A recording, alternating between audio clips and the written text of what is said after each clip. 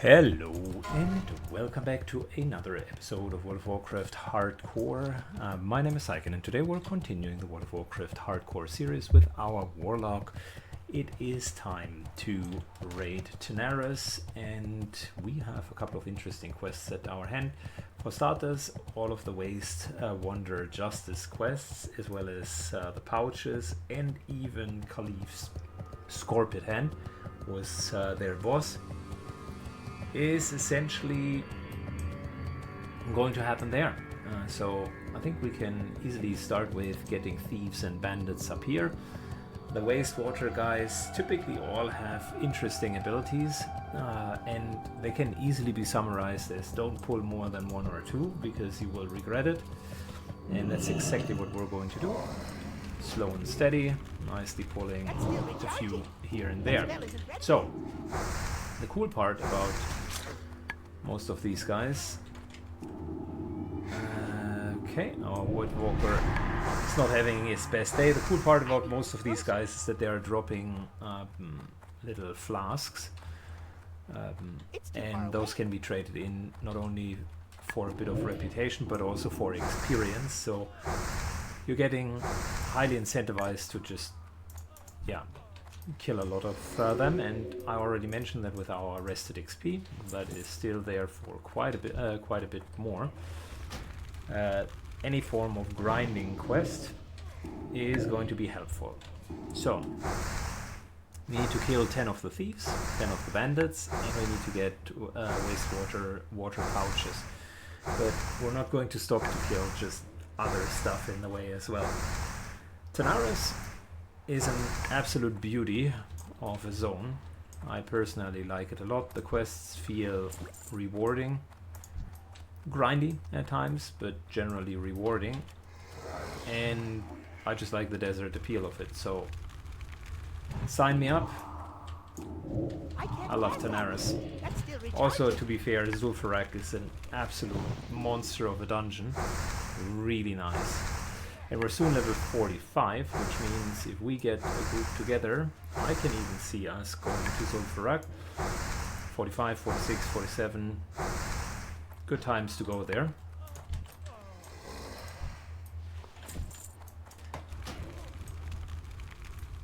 I can't pass that yet.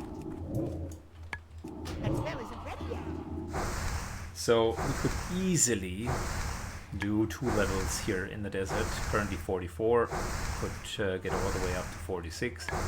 And to be fair, at some point we also need to buy skills. I've postponed that always, but should potentially think about doing it sooner than later. That's still recharging. That spell isn't ready yet.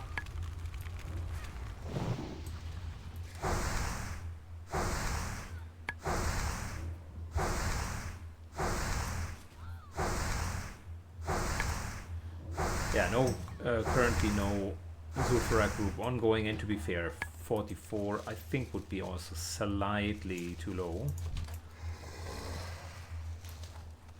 That would be a bit of a headache.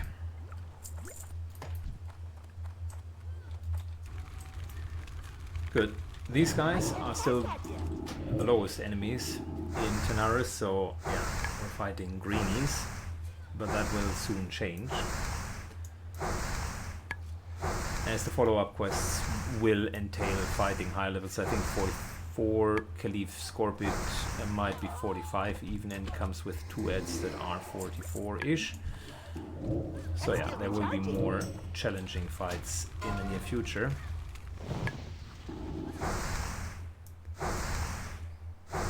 And you can see these water pouches that I was talking about. Every single one of them can drop them. The first quest even gives experience, and every successive one gives still experience, but not just as much as the first time.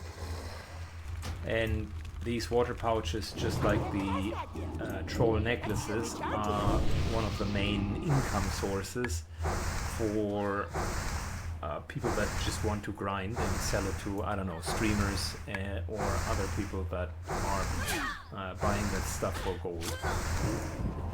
Because to be fair, level from 40 to 50 super comfortably with doing exactly that.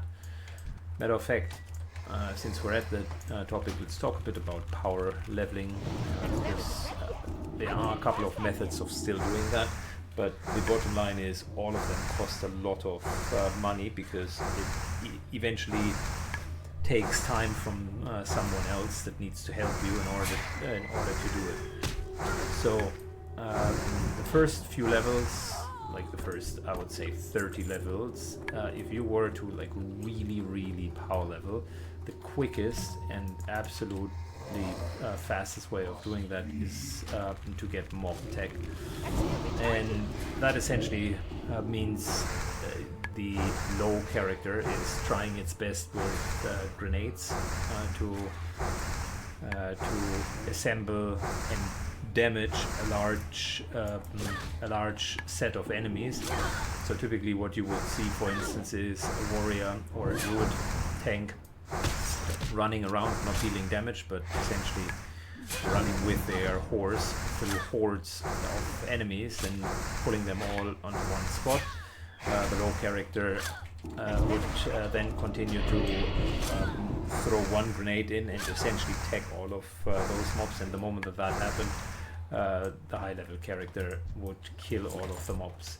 So that is super fast, because it is AoE grinding for any class, basically. It starts to slow down a little bit around, say, the mid-30s, when the enemies are still getting stronger and stronger, because even if you do have a good tank, if you just have 20 mobs on you, that can lead to a few problems. So there you will see that typically around that leveling time,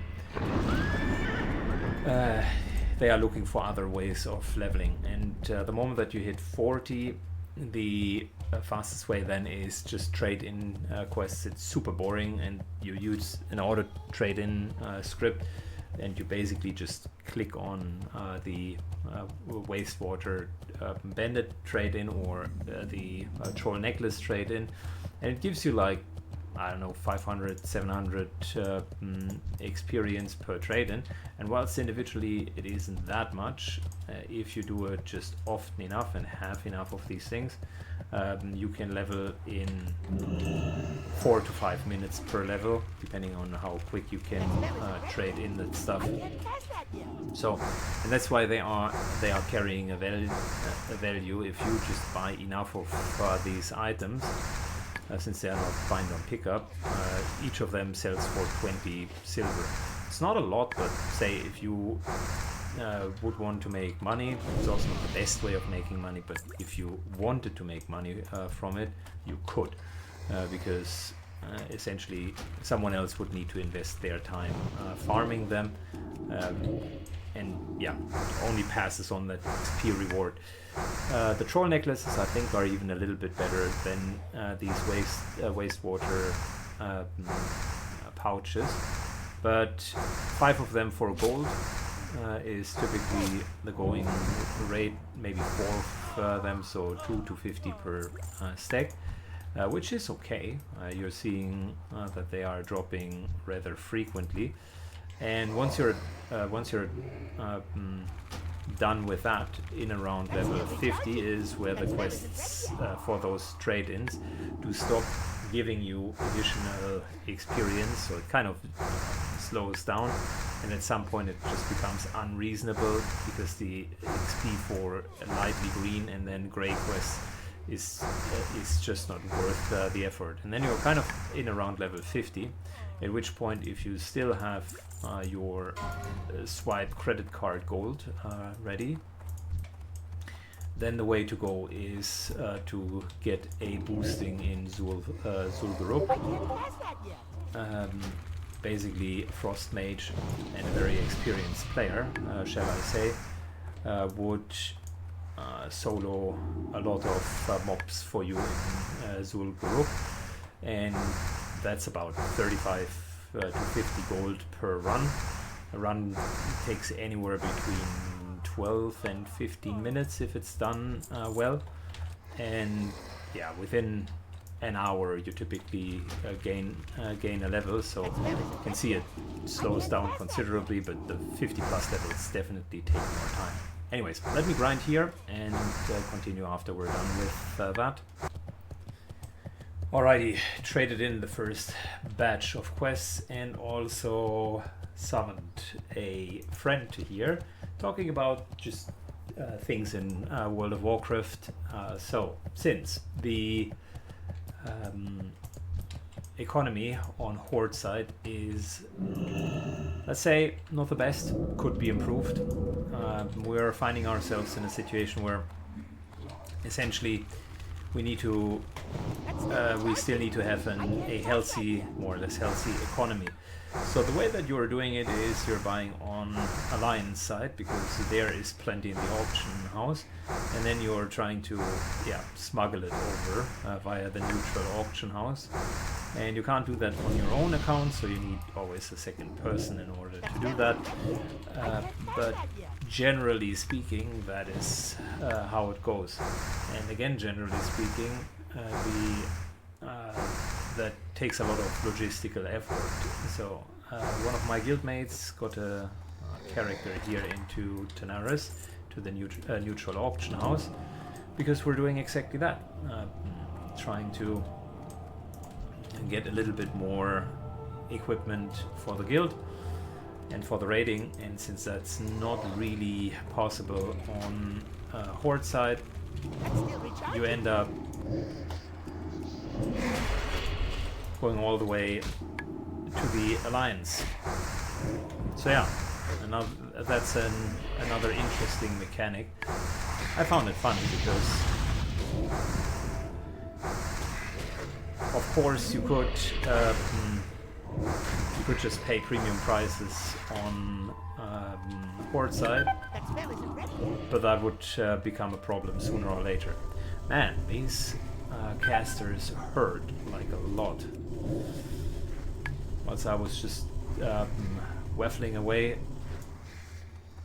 I remember that these guys were a pain in the rear to deal with, but I didn't remember them to be that much of a pain.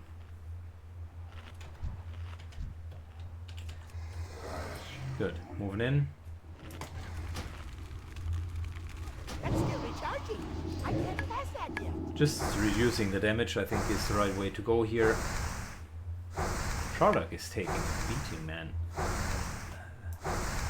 That minion is hitting very, very hard. So it's either both of us or just Chardak being low on health. Just take a look at it. It's unbelievable.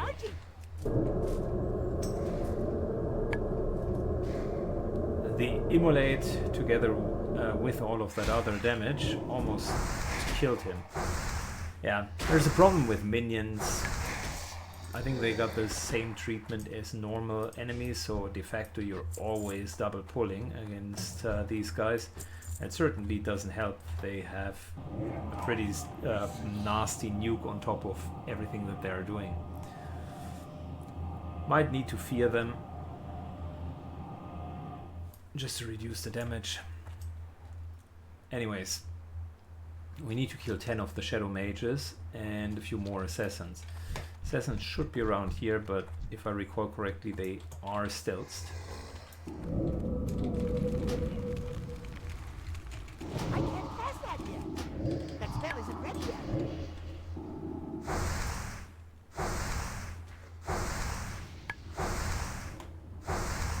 Man, just look at the damage that they are dealing. Our poor Voidwalker is getting manhandled. That's still recharging. Typically on even level mobs, and this guy is 42, mind you. Typically on even level mobs, we're maybe losing about 20% of health, so you could easily go on. But yeah, if you're always double pulling every single time, then of course that'll be a problem. Not enough mana.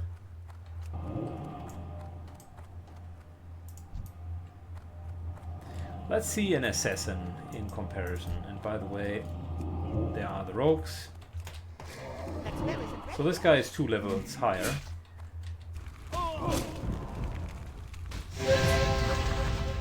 And Charnock just took over aggro. Okay, well, maybe it's a bad comparison because he just, for whatever reason, doesn't want to leave me alone. I should careful. Is that the longest runner in the history of World of Warcraft? That spell isn't ready yet. You That's still must be recharging. kidding me, right? I can't cast that yet. That spell isn't ready yet. I can't cast that yet. Wow. My mana is low. That's still recharging. I need more mana. Alright, Charnock is tanking both of them. That spell isn't ready yet. I'll take a Hellstone just to make it a bit easier.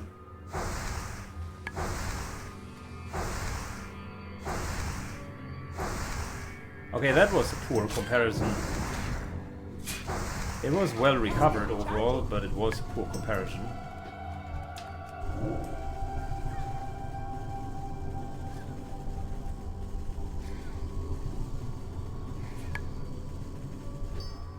Because now we don't know how much damage they would have dealt to him. Anyways, we're going to try that again, just to see how busted these Shadow Mages are.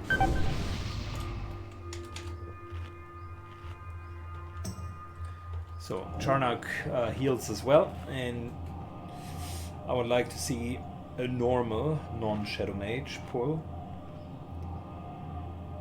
That was a triplet, and well, I got set on by all 3 of them, but Charnock actually did relatively well, all things considered. Good. So 100%. Let's just test how well an assassin It's too far away. is faring. This guy is even higher level than we are. I can't cast Normal that pull yet. with Charnock. Charnock is losing 50% of his health against Shadow Mages. So let's see what a normal assassin would look like.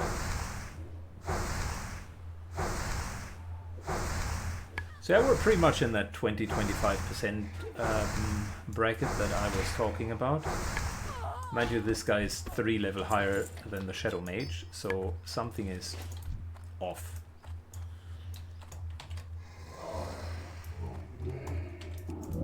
That's still recharging.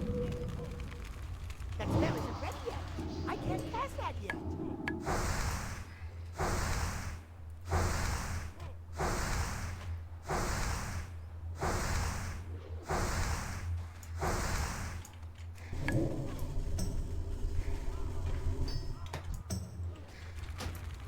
Well, this guy, for whatever reason, didn't cast, so That spell isn't ready yet. if they don't cast, they are actually fair enemies. But I think that's not the norm. Anyways, so I will fast forward the rest, or until I run into Khalif Scorpion Sting, because that will be an interesting fight against 3 as well. Lesson learned: don't fear the guys here. Apparently these guys are all Usain Bolts, and they are just going to sprint over the entirety of the compound. Alrighty, so we found Khalif's Scorpion Sting. Let's see how well it goes if we're engaging him. I can't cast that yet. That spell isn't ready yet. One of his ads is feared, and I'll just focus I can't cast that yet. in the hopes of getting him down fast enough. That luckily doesn't pull anything else, which is good.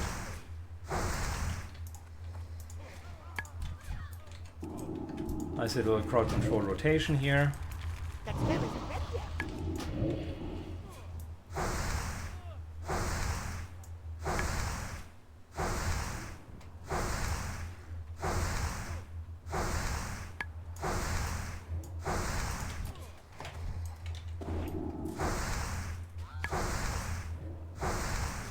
And since we got him in the open, things are actually looking okay. I can't cast A that little yet. bit of front-loaded damage on that third ad. Healing our Void Walker.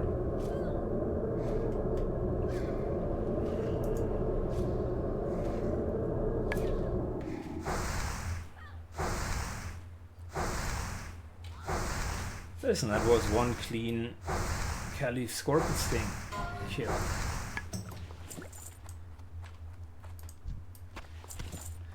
By the way, still got half a level worth of rested experience. Super good. Not enough Appreciate mana. it.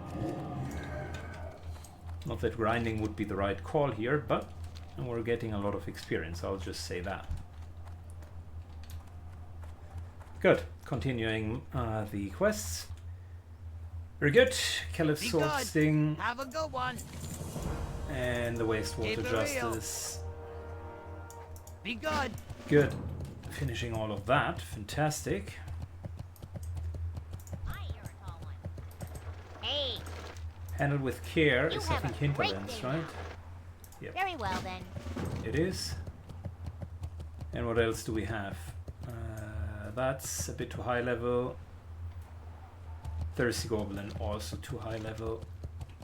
And not here either. Okay, so given that we have finished the first part, now we're going to the second part, from desert bandits to stranded pirates in the desert. So we're going to pick up all of the quests around here. Pirates Ahoy, Stolen Debt, Stolen Shipment. Well, the Stolen Debt is just a trade-in, and the South Sea Shake-Up, which is the kill quest, then collecting the hats, Andre Firebeard on top of it, and the Stolen Shipment. So 4 quests in one location. However, it's a pretty dangerous one. Let me collect the quests and then we're going to go down there. Good, we arrived. Time for some pirates. Yarr. I can't So the pass start that is a little bit softer, but once we're in that central camp of the pirates, things are easily going to escalate. And here is... we will need to do the difficult stuff right away, and then basically cruise to do the grinding, as in collecting of heads and just killing them. So going to move forward. I will not bypass. Maybe I should. Maybe I should ride up That to spell the isn't camp ready yet. I can't pass that yet. and actually start with a bit more difficult stuff, because we're not going to get a level, so there's not going to be any more power spike. Unfortunately, we also don't have a huge buff on us, so that's a bit of a bummer. But I think we should be fine. Depending on our kill speed, the shipments might be a problem, because the shipments do have double and triple pulls. We're going to see how it goes.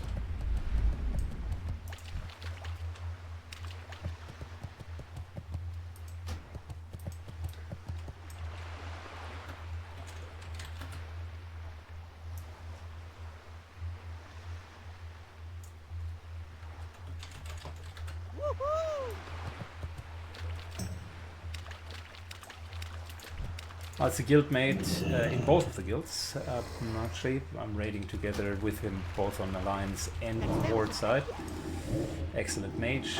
That's his Horde character. He's just starting on the Horde side, so technically I'm not raiding with him on Horde, but I am raiding with him on Alliance side.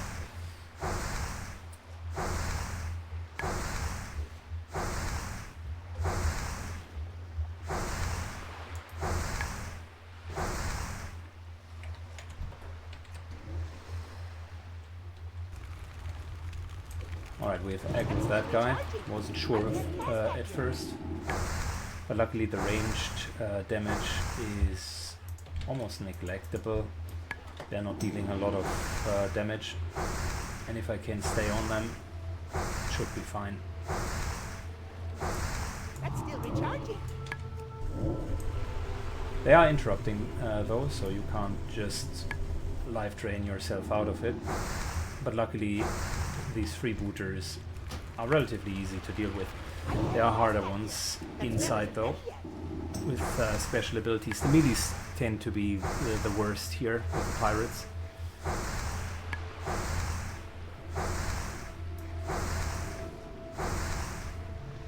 And as you can already see, one of the biggest problems is just enemies running away. So I'll just Curse of Wreck to make sure that we're getting a bit of a break. My mana is low.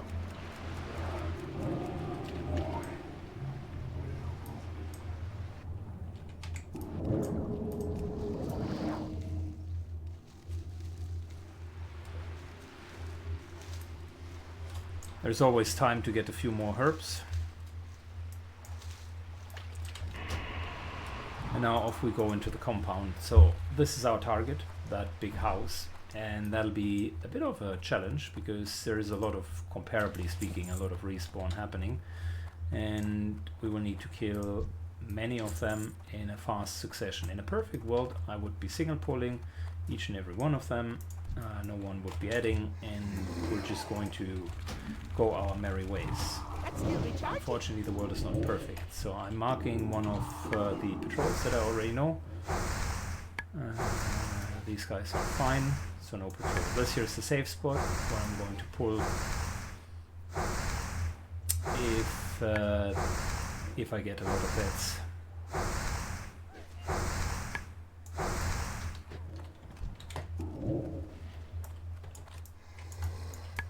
That spell isn't ready yet.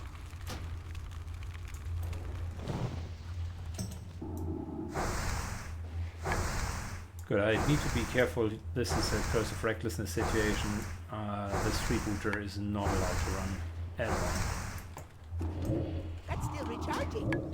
So we're Curse of Wrecking. I need to get closer. And just drain her empty. Good. Second potential patrol. Just want to keep an eye on them. It's too far away. That spell isn't ready yet. Pulling the next freebooter, healing up a little bit. And you can see I'm basically non-stop trying to do something.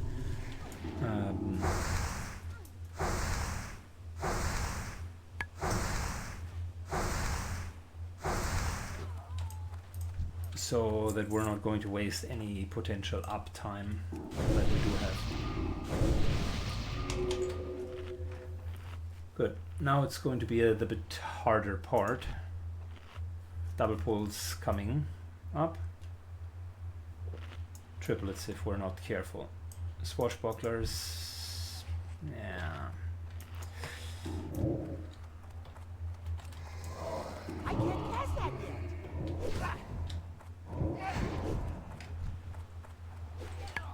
Good. That worked rather well.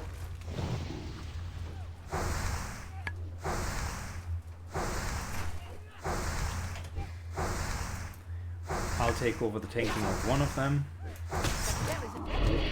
That's still recharging. Luckily disarm doesn't work on once. I can still run.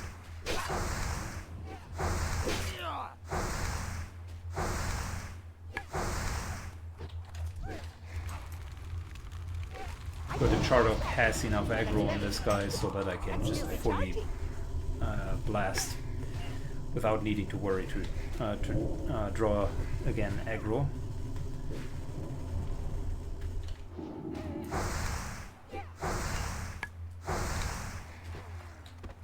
Okay, so far that worked rather well. I remember on my shaman that this here was a bit of a pain in the rear. Because shamans do not do particularly well in multiples. The warlock on the other hand doesn't care too much.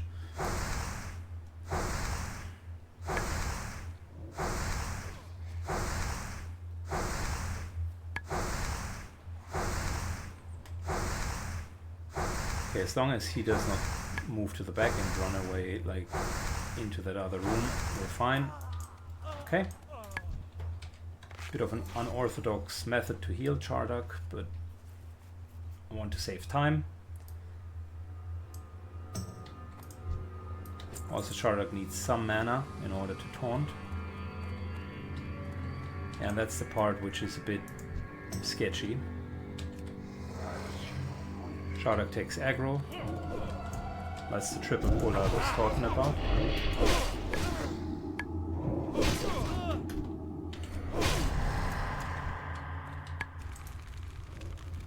Luckily these guys inside of a house should not pull aggro. That's still recharging. That spell isn't ready yet.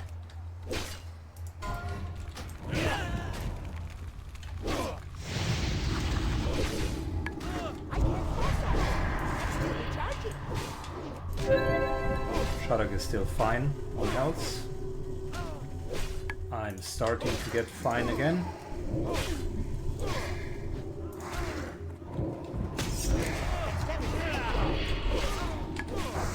Shardak keeps tanking the other one. I'll just get that one down. Still recharging. Patrol outside. I marked it earlier.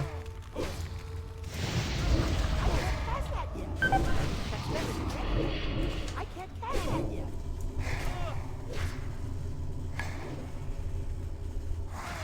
That's still recharging.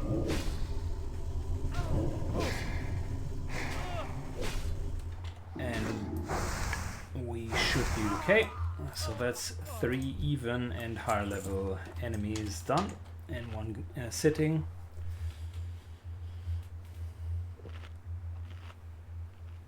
The advantage of fighting them inside is they are not running into like dozens of other enemies that would then cause me to run away. I also will not pot. The pot slot is reserved for swiftness potions because I needed to use my nifty stopwatch off screen when I came into a bit of a sticky situation on the field. Not a really sticky situation, but rather be safe than sorry. So that's when I used it. And as long as I don't have the nifty stopwatch cooldown, I'll only pot for swiftness, because I need to run away. Or I need to be able to run away. Typically not running.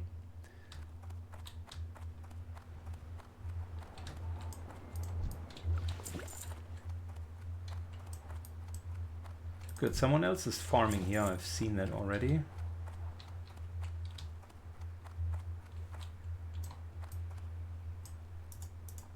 That would be our next target, Andre. And it's as good of a time as ever to do that. Unfortunately, he will leash with a few of his companions, which I don't like.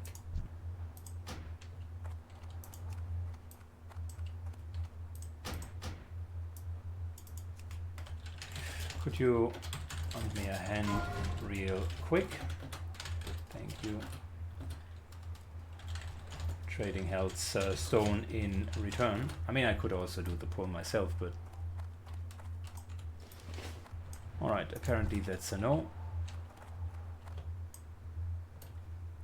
Alright, let's just give it a go.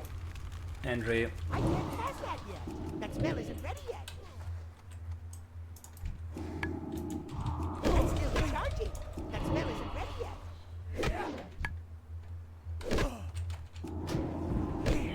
The dog walker we can send to town. And that is unfortunate respawn now. That's still recharging.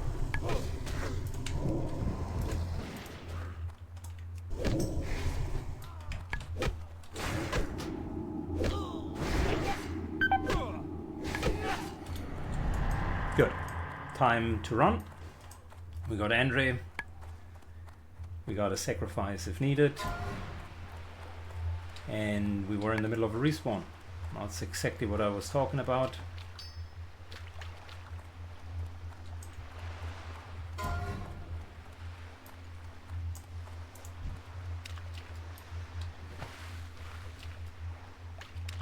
Yeah, I could have killed the 3, respectively 4, but certainly not 8 or 9.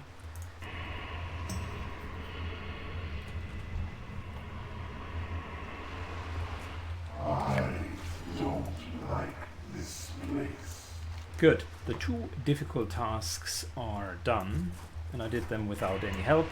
Andre is dead. Shipment is secured, which means all we need to do is just kill a lot of the pirates for the heads and for the kill quest, and I think that I can do off screen, because from now on the other stuff is relatively straightforward. All we need to do is single pull at all times and basically leave these guys alone. That's still recharging. And yeah, we just need a lot of everything, plus 20 heads. So that's grinding at its finest. Potentially 20 minutes. Let's see how long it takes. Good, we are done. After a bit of grinding, I estimated 20 minutes, but it was 28 minutes. We are not only half a level in. I actually killed quite a lot by considering it. We're not only half a level in, but we've also done the 4 quests. Funnily enough, that brings us into a position where in a perfect world we would go to Zul'Farrak and just do that. And if I could find a group, great. If not, there are still a few quests in Feralis that I could do that are more in our level range. Of course, it would be better if we would be 46. What else do we have? Hinterlands were a little bit too low for that. We've done most of the quests in the Badlands, so that's fine. The Searing Gorge, too low, so that will be a no-no. Swarm of Saurus we already did. Blasted Lens a bit too low, so it's interesting, right? This is one of those scenarios where there are a couple of zones where we would go through all green quests and pick up the scraps, or where we are simply too low. So the perfect solution for that would indeed be do essentially 1 or 2 dungeons, preferably Zul'Farrak twice, and just kind of get to level 64.5-ish. Then we could definitely do Feralis Tanaris, the higher level quests, and yeah, qualify us for the really high 40-ish zone, Searing Gorge being one, but also Hinterlands. Hinterlands we could theoretically go, but it's just the very first quest. I'm not a big fan of just doing 2 quests here, 2 quests there. I like to solidly out-level the base quests of a zone, and then just go through that entire zone in one swoop. Hey, how you doing? That's not a bad pair of boots. We're losing some stamina, but we're getting 8 spell power, Keep it real. which Have a is good the one. first piece of spell power gear that we're having, I think. Hello. See you later. Safe travels.